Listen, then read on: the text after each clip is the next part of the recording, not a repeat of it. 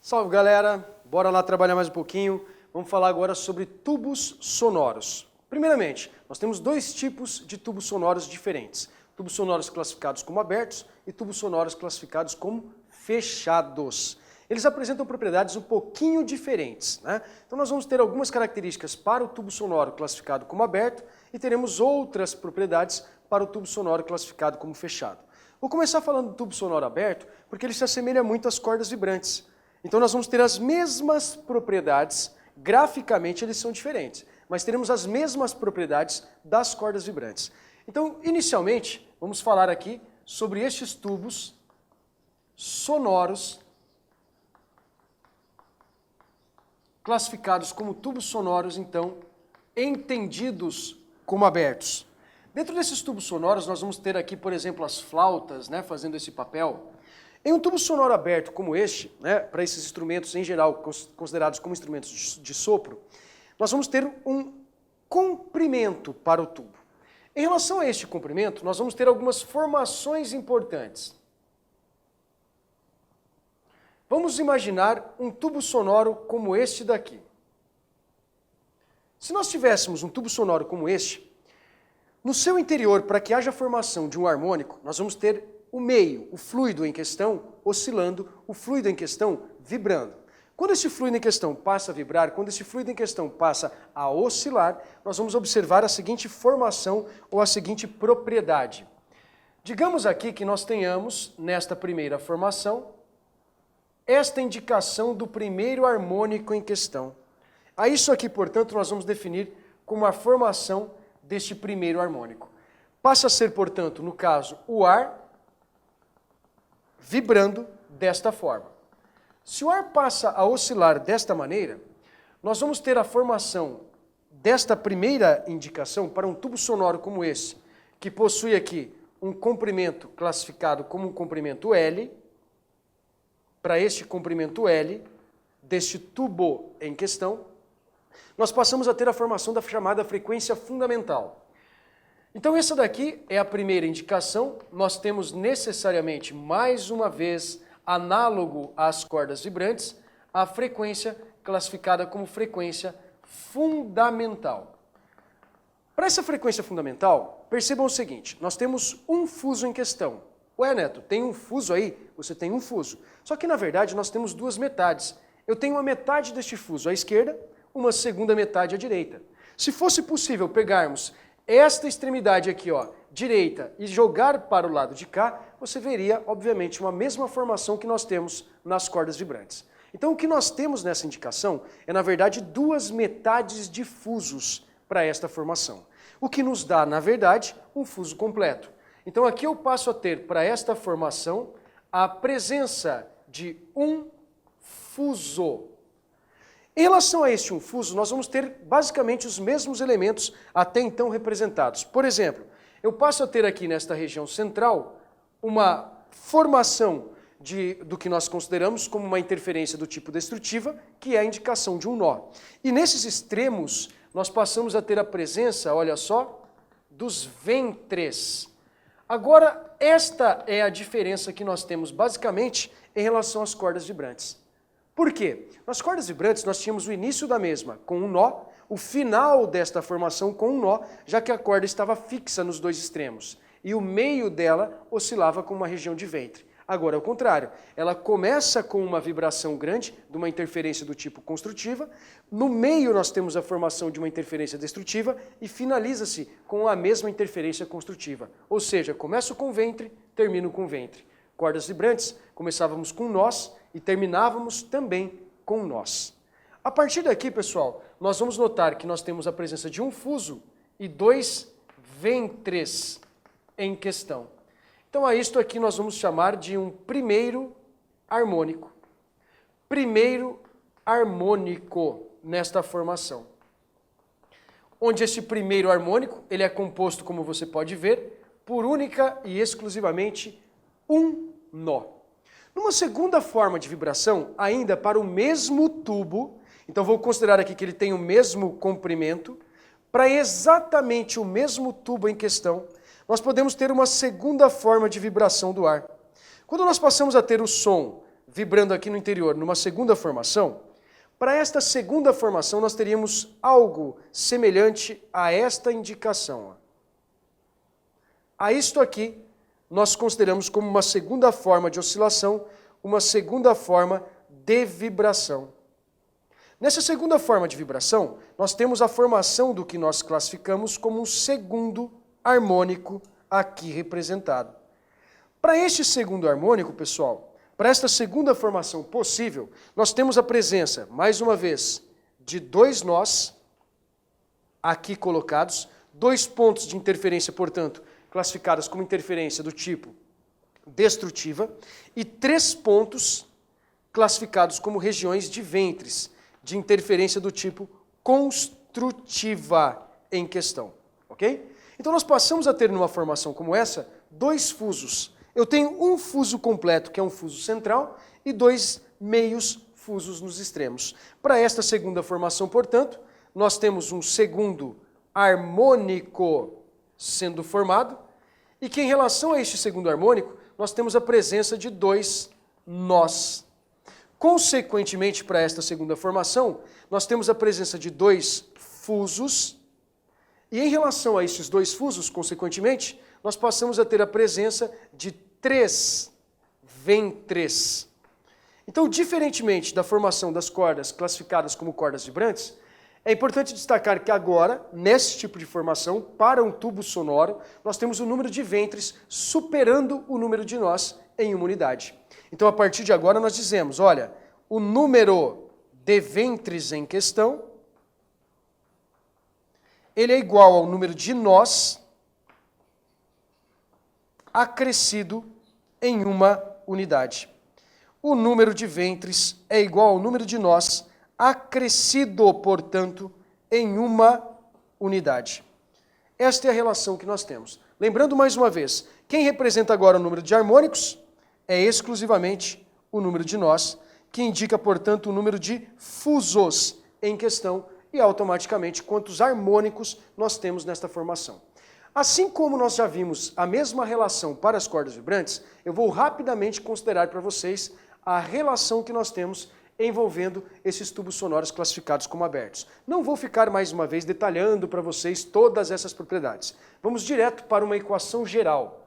Então, quando nós falamos aqui para essa frequência, para estes N harmônicos que envolvem automaticamente um tubo sonoro como este, classificado como um tubo sonoro aberto, essa frequência para N harmônicos, ela vai ser dada como N vezes a frequência do primeiro harmônico, seria a mesma forma, o mesmo tipo de análise que nós temos para o que nós consideramos cordas vibrantes. Então aqui eu tenho um único fuso representando o comprimento L, consequentemente ele passa a ter esse comprimento L, ele é equivalente à metade do comprimento de onda, porque um fuso corresponde à metade do comprimento de onda. Nesta formação de dois fusos, nós temos duas vezes metade deste comprimento de onda. O que nos leva à equação geral muito análogo, muito semelhante à formação que nós tínhamos para as cordas vibrantes. Então nós temos N vezes a frequência fundamental F1, ou simplesmente N vezes V dividido por 2 L's. Esta é a equação geral que nós temos para as cordas vibrantes, para os tubos sonoros classificados como tubos sonoros abertos, análogo às cordas vibrantes. Onde este N, mais uma vez, representa o número de harmônicos. E este número de harmônicos pode ser de ordem ímpar ou de ordem par, assim como para as cordas vibrantes. Diferentemente do que nós temos, por exemplo, para os tubos sonoros fechados. Então, a partir de agora, eu vou falar para vocês sobre os tubos sonoros fechados. Me acompanhe aqui no seguinte raciocínio, olha. Quando eu falo a respeito desses tubos sonoros classificados como fechados, nós temos algumas propriedades diferentes em relação a estas formações, tanto para os tubos sonoros abertos, quanto para as cordas classificadas como cordas vibrantes. Nos tubos sonoros, então, entendidos, compreendidos como tubos sonoros fechados, por exemplo, uma garrafa contendo uma certa quantidade de um líquido. Uma garrafa contendo uma certa quantidade de um líquido, ela passa a ser entendida ou compreendida como um tubo sonoro fechado. Nesse tipo de formação, imagina que você tem aqui apenas a extremidade esquerda aberta e a extremidade direita é considerada como uma extremidade fechada. Nós passamos a ter nesta extremidade fechada a formação de um nó. Na extremidade fechada, nós passamos a ter a formação de um nó. Então o ar no interior deste material, ele passa a vibrar desta forma. Consequentemente, pessoal, nós temos aqui uma identificação desta região, da formação nesta região, do que nós definimos como uma região de um ventre, e neste extremo oposto, nós passamos a ter a formação, aqui, ó, a presença de um nó. Esta é a primeira formação que nós temos para os tubos sonoros fechados. Isto, portanto, nós vamos definir como sendo uma frequência fundamental. A isto aqui, então, nós vamos definir como sendo a frequência fundamental. Para essa frequência fundamental, é muito importante que você observe que este tubo sonoro, ele apresenta um comprimento classificado como um comprimento, mais uma vez, chamado de comprimento L. Em relação a esta frequência fundamental, nós não temos mais a presença de um fuso completo. Percebam, nós só temos agora metade de um fuso. Então, para essa primeira formação, para este primeiro harmônico, nós passamos a ter a presença de meio fuso. Neste primeiro harmônico, nós passamos a ter a presença de meio fuso em questão. Eu não tenho mais um fuso completo, não tenho um fuso completo. Nessa primeira formação, eu tenho um ventre e um nó aqui representados. Então aqui nós passamos a perceber a presença de um nó e automaticamente um ventre para esta formação, para esta indicação. É a isso que nós definimos como um tubo sonoro fechado. Porém, ele também pode passar a oscilar, pode passar a vibrar de maneiras diferentes. Digamos aqui, olha, que eu pegue este mesmo tubo e produza uma elevação na frequência, na perturbação deste meio elástico aqui, que no caso para nós é um fluido como ar. Nessa segunda formação, nós poderíamos ter essa caracterização aqui representada, olha só. Nós podemos ter essa segunda indicação, esta segunda formação, esta segunda forma de oscilação ou de vibração para o ar no interior deste tubo sonoro fechado. E neste caso especificamente, nós passamos a notar a formação, olha só, desta região de dois nós. Eu passo a ter um nó nesse extremo direito, ou seja, na extremidade fechada nós sempre temos a presença de um nó, e nesta outra região, mais um nó, que nada mais é do que uma interferência do tipo destrutiva. E aqui, na extremidade aberta, assim como para tubo sonoro aberto, a presença de um ventre, e nesta região, mais uma vez, a presença, de novo, de um ventre. Lembrando que esse tubo sonoro possui o mesmo comprimento do tubo de cima. Automaticamente, nós temos a presença de uma segunda formação, de uma segunda indicação, de um segundo harmônico possível. Neto, isto é um segundo harmônico? Não. Isto não é um segundo harmônico. Neto, mas por que não é um segundo harmônico? Percebam, na primeira formação, nós temos quantas metades de fuso? Uma. Por isso nós temos meio fuso em questão. Na segunda formação, eu tenho quantas metades de fuso? 3. Eu tenho esta metade à esquerda, esta metade central e esta metade à direita. Se eu tenho 3 metades de fuso, eu posso garantir que nesta formação nós temos a presença, portanto, de uma segunda formação, mas de um terceiro harmônico em questão. Neto, por que isso é mesmo um terceiro harmônico? Porque nós passamos a ter nesta formação 3 metades de fusos. Se nós temos essas 3 metades de fusos, isto é classificado, portanto, como um terceiro harmônico. Nesta representação, nós temos necessariamente a presença de 2 nós e, consequentemente, de 2 ventres em questão. Então nós temos uma igualdade entre o número de nós e o número de ventres para estas formações de tubos sonoros fechados. Então, só para lembrar, olha, se o tubo sonoro for fechado, o número de nós é sempre igual ao número de ventres para esta formação, para esse tipo de indicação. Se o número de nós acaba sendo absolutamente igual ao número de ventres, como é que eu vou determinar a frequência fundamental a partir de agora? Vamos relembrar aqui do seguinte conceito. Quando eu falo de um tubo sonoro fechado, eu tenho que ter meio fuso.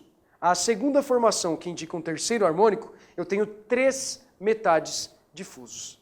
A partir daqui, pessoal, nós vamos observar como é que ficaria a equação envolvendo esses tubos sonoros fechados. Me acompanhe aqui no seguinte raciocínio, portanto. Pensando nestas formações, nós vamos determinar esta frequência, para considerar principalmente como uma frequência fundamental, diferentemente dos tubos sonoros abertos. Agora eu vou mostrar como calcular esta frequência fundamental para vocês, onde dentro desta formação nós vamos verificar o seguinte: a mesma relação, a velocidade é o comprimento de onda vezes a frequência, classificada como uma frequência fundamental. Consequentemente, para calcularmos a frequência fundamental, nós vamos observar que nós temos a razão da velocidade pelo comprimento de onda nesse primeiro tubo. O detalhe é o seguinte: só para a frequência fundamental, não vou ficar mostrando a do segundo, do terceiro, do quinto, do sétimo harmônico, não. Vamos especificamente entender assim.